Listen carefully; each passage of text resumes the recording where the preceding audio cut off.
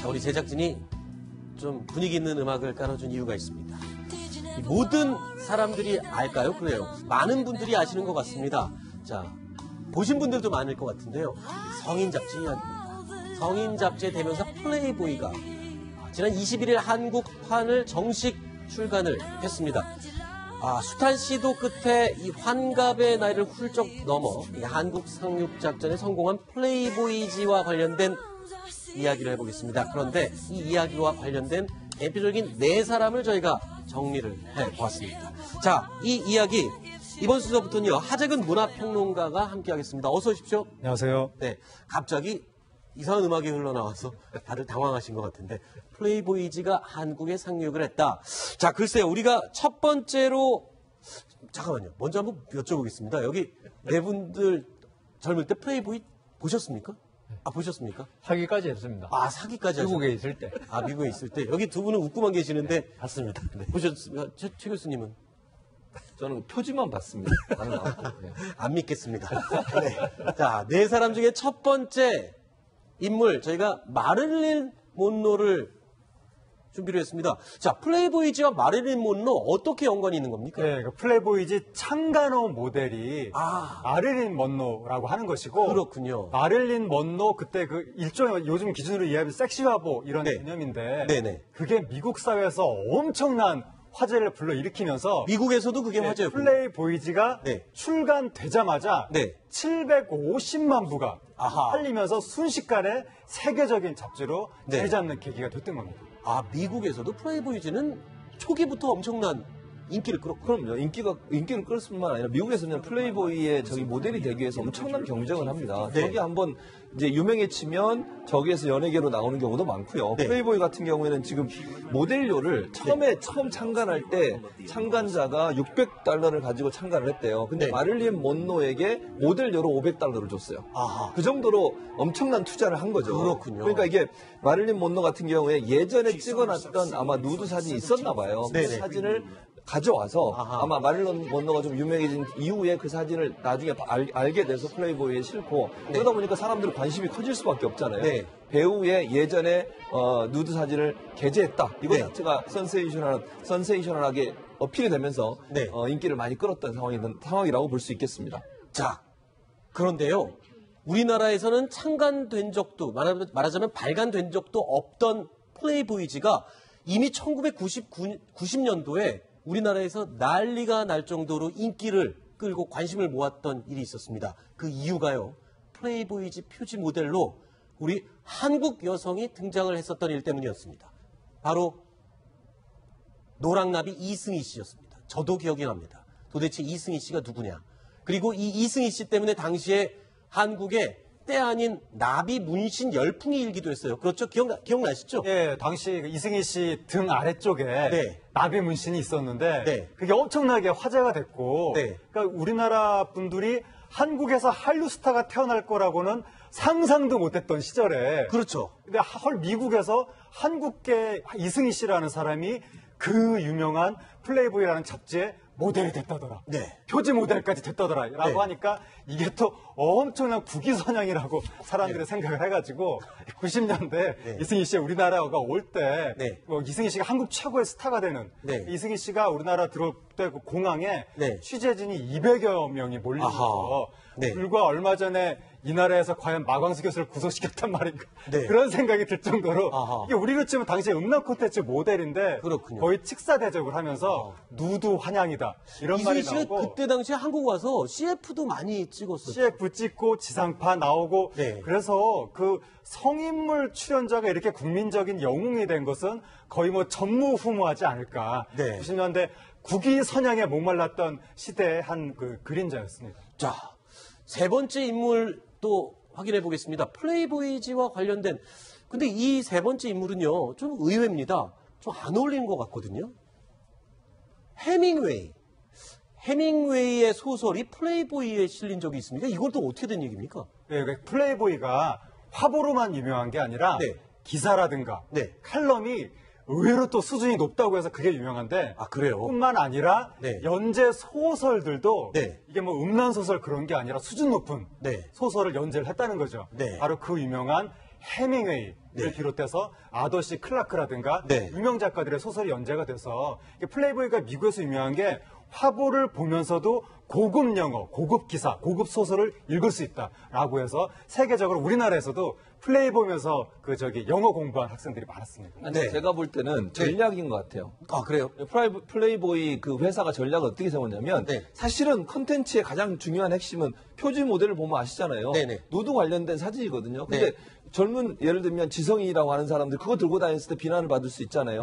그래서 그 안에 컨텐츠를 유명 소설가들의 컨텐츠를 싣고 시사 관련된 칼럼도 실는 거예요. 그렇군요. 그러면 들고 다니면서도 뭐 별로 그렇게 남들이 봐도 나는 이 내용 중에 소설과 칼럼을 읽는 거지 사진을 보는 게 아니다. 이렇게 변장할 수 있다. 그래서 놀 줄 아는 지성인이라는 컨텐츠를 가지고 아마 접근한 것이 판매율을 높이는 중요한 요인이 됐습니다. 그렇군요. 한 가지 제가 정정을 하겠습니다. 이 이승희 씨는요, 이 표지 모델은 아니었고요.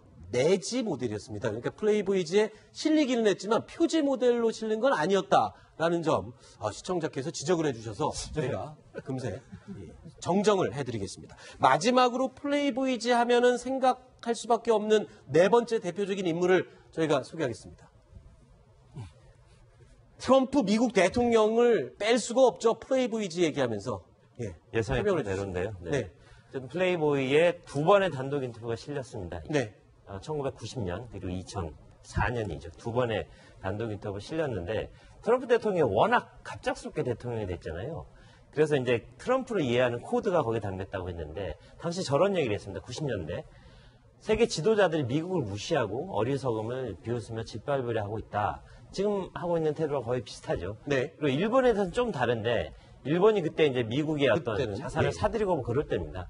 거기에 대한 반감이 표출되는데 미국 경제에 목을 조르고 있다. 우리가 보호하는데 일본이 우리한테 이럴 수 있느냐 하는 그런 강한 반감을 드러내면서 한국에 대해서도 지금도 그런 얘기를 하고 있잖아요. FTA 얘기가 그렇고 얘기를 하는데 미국 상대로 돈을 벌고 있는데 왜 그들을 도와줘 하느냐. 주한미군의 무임승차론까지 제기하는 그런 상황입니다.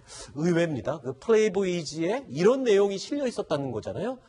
트럼프의 지금 대통령이죠. 당시에 트럼프의 도널드 트럼프의 인터뷰가 이런 게 실려 있었다. 자, 어쨌든 여러 인물들, 유명인들을 떠올리게 하는 이 플레이보이즈.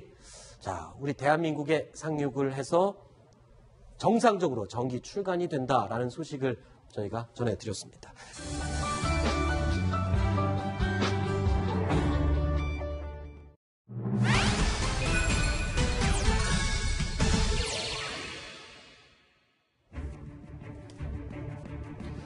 윤석열 서울중앙지검장의 취임 이후 검찰이 유독 힘을 주고 있는 두 사건이 있죠.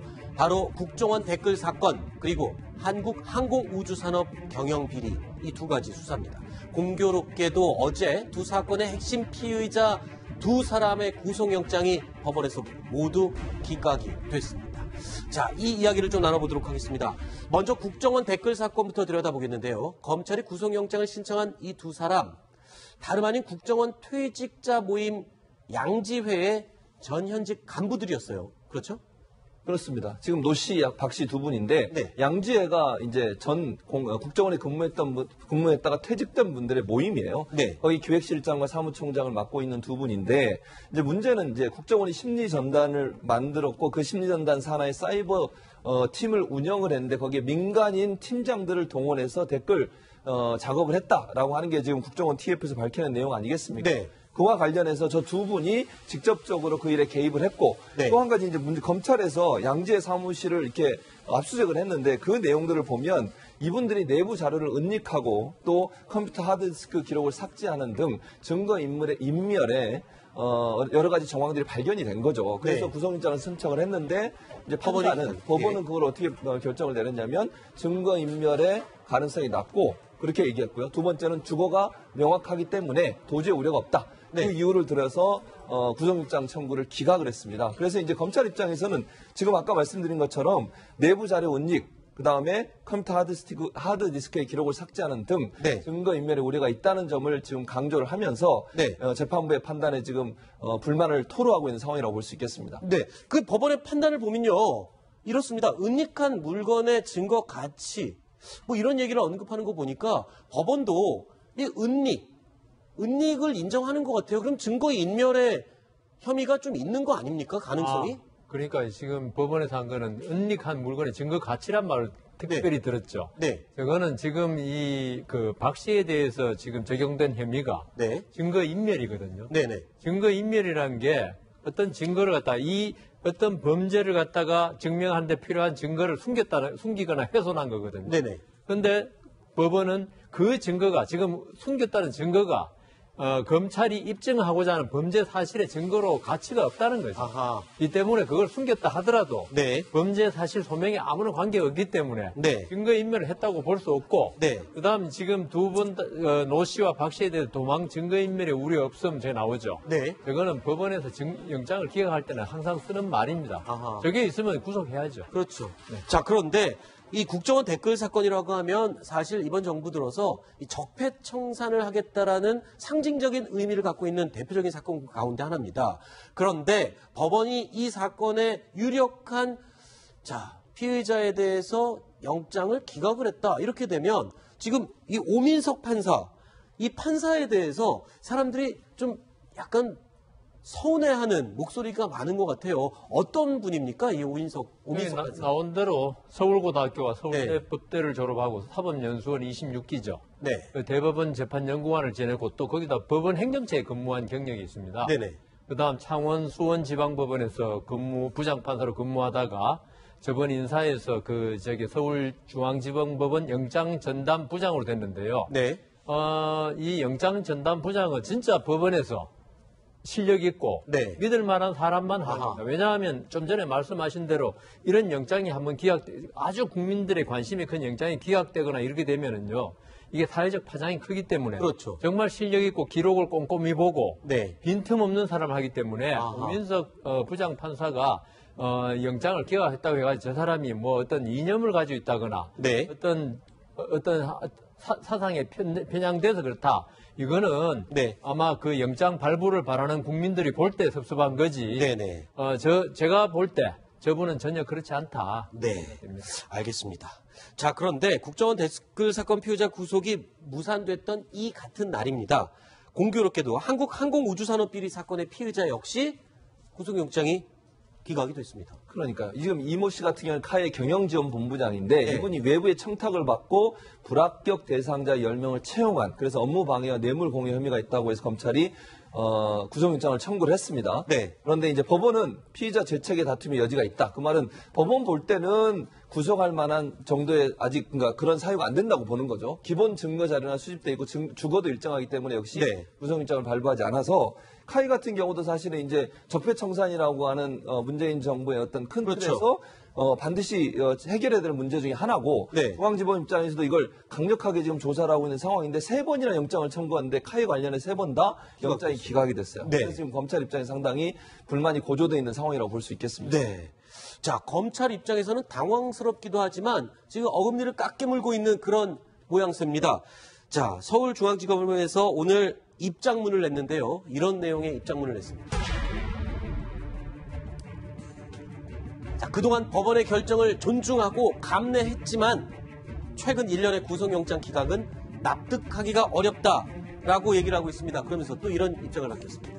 국민들 사이에 법과 원칙 외에 또 다른 요소가 작용하는 것이 아닌가 하는 의구심도 제기된다라고 이야기를 했습니다. 자, 그러니까 법원의 판단에 대해서 지금 검찰이 굉장히 불만이 많은 것 같습니다. 자, 여론까지 언급을 했습니다.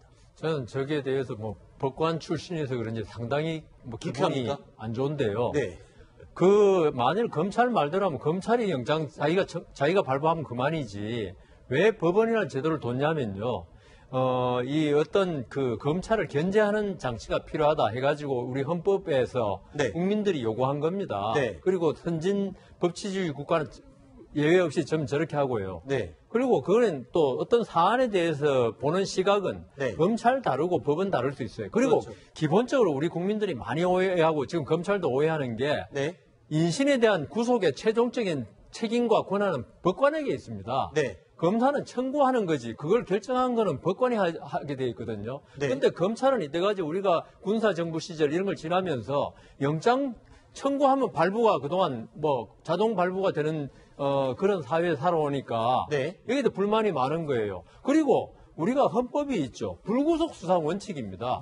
그러니까 여기에 대해서 불구속 수사하고 그다음 입증 잘해가지고 법정에서 유죄되면 판사가 법정 구속하면 되는 겁니다. 이걸 굳이 검사가 무조건 구속시킨다. 이거는 잘못됐다고 봅니다. 알겠습니다. 일단 여상원 변호사께서 판사 출신이시기 때문에 이 구속영장, 검찰이 청구한 구속영장이 기각된 것, 이거는 판사의 고유의 권한이다라고 얘기를 했는데 다른 의견이 있으시면 좀 얘기를 해주시죠. 다른 의견이라기보다도 검찰과 법원이 구속영장을 놓고 이렇게 기싸움을 벌인 건 어제 오늘 일은 아니죠. 그렇죠. 본인들의 의견이 관철이 되지 않으면 화를 낼 수도 있고요. 그런데 이제 검찰 쪽 얘기를 들자면 지난 2월 말에 이제 인사가 이루어졌어요. 그 전에 영장 전담 판사가 있었는데 이제는 인사로 인해 사람이 바뀌니까 왜 과거에 영장 내주던 걸 왜 안 내주냐. 이게 지금 검찰의 하소연인데 우병우, 정유라, 이영선 행정관 등등등 검찰에서 반드시 구속해야 된다고 했던 사람들이 줄줄이 기각이 됐죠. 그러니까 이제 좀 화가 나서 저렇게 얘기를 했는데 어쨌든 법원 전체를 평가절하하는 듯한 얘기를 쓴 건 조금 과했다 하는 생각이 듭니다. 검찰의 입장이 과했다. 최 교수님도 한마디 정리를 해주시죠. 어떤 일을 하자면 뭐 검찰도 그런 얘기 할 수 있다고 봅니다. 그러나 이제 법원이 어떤 판단을 했을 때 거기에 대해서 너무 이제 우리가 여러 가지 얘기를 하게 되면 법원이 원래 사법권 독립적인 사법권을 가지고 독립적이어야 하죠. 그렇죠. 독립적이어야 하고 법에 의해서 판단한다고 이제 믿고 싶고요. 저는 판사님들이 그렇게 하시겠죠. 여상원 전 판사님도 그렇게 하셨을 거로 생각이 들고 늘 저하고 뭐 말이 다르시다고 얘기하시는데 어쨌든 그래서 일단 재판부의 판단은 존중하는 게 맞다고 봅니다. 그런데 검찰 입장에서는 본인들 입장에서 또 같은 법을 공부한 사람 입장에서 입장이 다를 수 있지 않겠습니까? 그런 점들을 얘기해서 법원도 조금 더 신중하게 볼 수 있는 기회를 갖는다는 점에서 검찰도 뭐 자기 목소리를 내는 것 같습니다. 알겠습니다. 더 얘기하면 조금 더 길어질 것 같아서 여기서 제가 끊도록 하겠습니다. 자, 길진규 동아일보 정치부 차장은 여기서 이야기를 그만 듣도록 하고요. 다음 이어지는 순서에 오늘 고생했습니다. 고맙습니다. 고맙습니다.